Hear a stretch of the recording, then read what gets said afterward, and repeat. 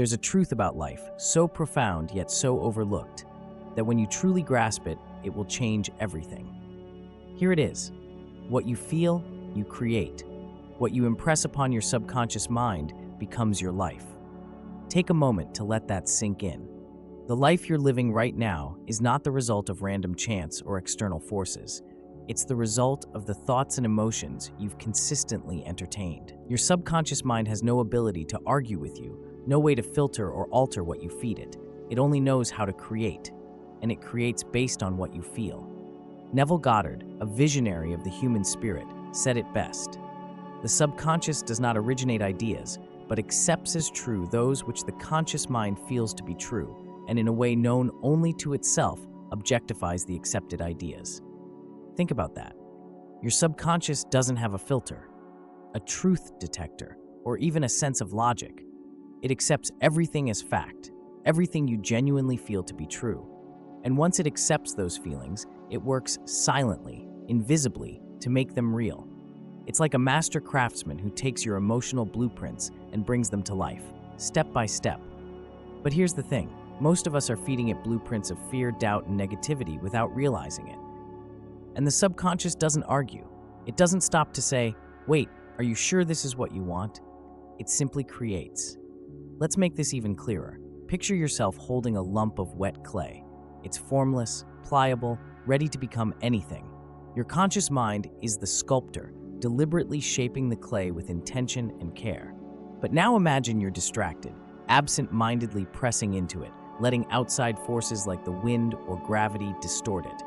That's what happens when you allow your fears, your doubts, and your negative emotions to take control. The clay, just like your subconscious, doesn't protest. It doesn't pause to ask what you're doing. It simply takes the shape it's given, no matter how chaotic or undesired. But when you sculpt with awareness and intention, the clay becomes a masterpiece. The same is true for your life. Here's the secret. If you can deliberately feel the life you desire, feel it deeply with every fiber of your being, you impress that sensation onto your subconscious. The mistake most people make is thinking they need physical evidence before they can allow themselves to feel joy, love, or success. But it's the opposite. To your subconscious, there is no such thing as later or someday. It operates entirely in the present moment. So when you feel your desires as though they're already true, your subconscious assumes that reality and begins shaping the outer world to reflect it. This isn't fantasy, it's a deliberate act of creation, grounded in timeless spiritual and psychological principles.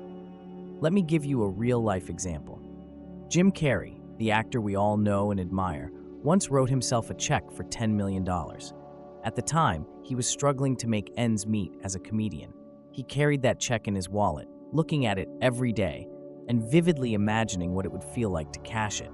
Not just thinking about it, but feeling it, feeling the pride, the gratitude, the exhilaration of success. He lived in that sensation as though it were real, and years later he was offered $10 million for his role in Dumb and Dumber. Was it a coincidence? Not at all. He felt it into being. This is why sensation is the language of the subconscious mind. Words alone, no matter how positive, are hollow without feeling. Imagine saying to yourself every morning, "I am successful," while carrying a deep sense of fear or unworthiness. Your subconscious doesn't listen to the words, it listens to the feeling behind them. On the other hand, if you sit quietly, close your eyes, and immerse yourself in the sensation of success, feeling the pride, the peace, the joy, it begins to take root. You're not just saying it, you're living it internally.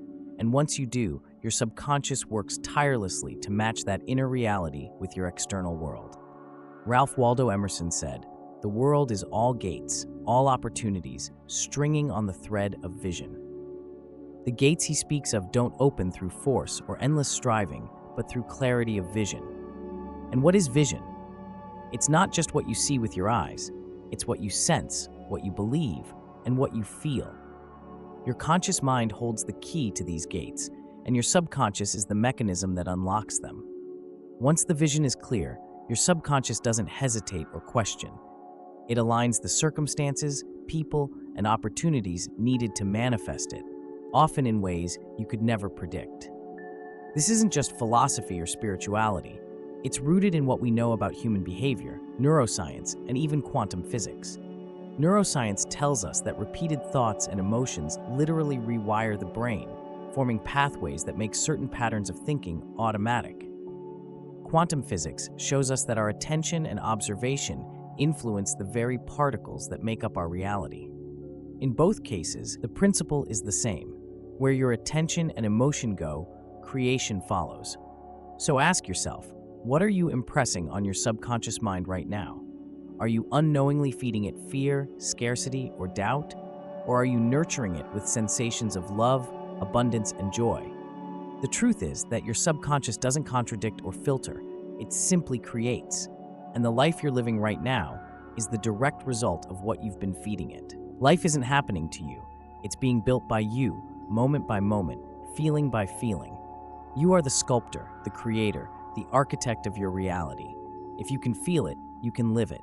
If you can sense it, you can manifest it. The truth has been hiding in plain sight, waiting for you to claim it. So the question is, what will you create?